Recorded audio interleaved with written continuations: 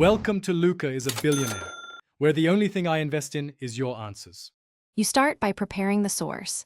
Import the video, duplicate the audio track, and view the waveform so you can see noise patterns. Once done, play only the noisy section and mark in /out points to isolate it. Make sure to save a version backup in case you need to revert. You'll use this isolated clip to capture a noise profile. This is essential because a clear profile lets tools remove background sound while preserving speech or desired audio.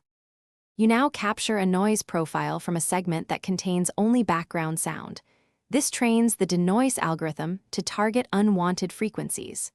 Once captured, apply the profile across the clip and slowly increase reduction while listening for vocal distortion. Make sure to toggle between original and processed audio to compare. If your editor offers spectral repair or adaptive denoising, layer a gentle spectral reduction after the profile. Finish by refining. Use a surgical EQ to notch out remaining tones, then apply light compression and normalization so dialogue reads consistently. Once done, render a short test export and listen on headphones, phone, and laptop to confirm background sound is removed without introducing artifacts. If you hear robotic or underwater textures, reduce denoise intensity or recapture the noise profile from a cleaner sample. That single troubleshooting move fixes most problems quickly.